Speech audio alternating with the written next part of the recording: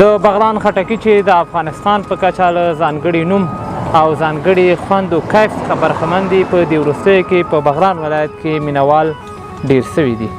هغه کسان چې د بغلان په بېلابېلو برخو جرې خشک او کیلګي سیمو کې د خټکیو په پلور باندې بوخت دی، وایي چې اوس د بغلان شکرپاره والا پچاق خټکي تر نورو ډېر ښه بازار لري او ګڼ کسان د دې خټکیو د اخیستو لپاره دوی ته راځي.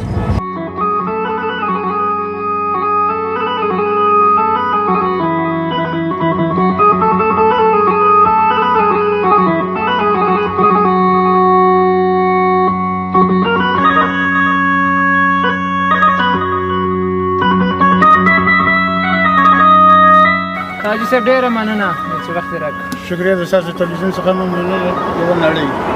زموږ سره دغه شکرپاره خټکی د تاسو سره چې کوم په لاس کې ده دا شکرپاره په نامه یادېږي او دا ډېر خلک مشهور او په شوق او ذوق سره اخلي او دا ډېر هغه زیات خرڅلاوي. او هغه خټکی چې تا په لاس کې دی لږ راپورته کړه، دا اله پچاق په نامه یادېږي. لږ نور راپورته کړه چې اله پچاق په نامه یادېږي.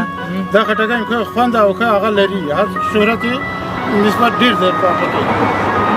مقاومت څنګه دی؟ یعنې هغه کسان چې بغلان نه خټکي نه مقاومت کې دا کلک دی، دا ډېر مضبوطه خټکی دی، زر نه هغه کېږي. شکرپاره به مقاومت زیات ده کوي خټکی؟ نه شکرپاره مقاومت زیات ده او دام بیا نسبت د هغو بیا دام برابر دی.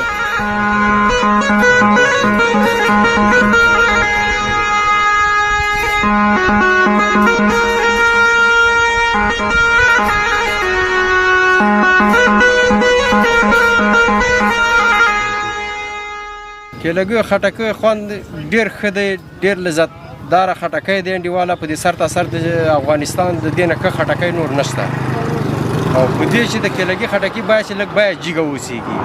په دې چې یو خوا ته سیلاب ځپولی دي، بیا دوبارې کېنولي، باید مصرفونه زیات کړي دي، نو دو چنده مصرف دې خلکو کړی، باید چې د خټکی په مارکیټ کې لږ جګ بیه لاړه شي.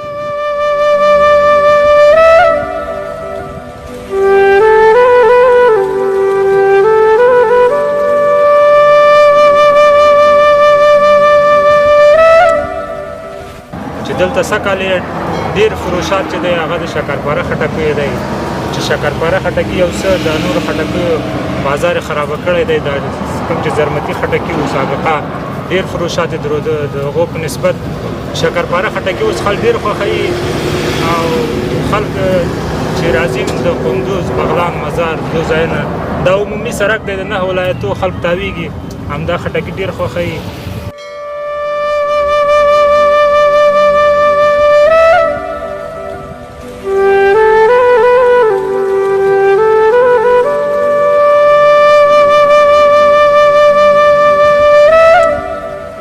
درنو لیدونکو، تاسو هم که چیرې بغلان او یا له بغلان نورو ولایتونو ته سفر کوئ نو خامخا به د بغلان خټکي اخلئ. که د پلخمري نه کندوز لور ته ځئ نو په جرې خشک کې خټکي اخلئ، که د پلخمري نه کابل لور ته ځئ په کیلګي کې خټکي اخلئ، او که د پلخمري نه د مزار لور ته ځئ بیا نو په چشمشیر سیمه کې خټکي اخلئ او خپل دوستان ته یې د ډاډۍ په ډول وړئ.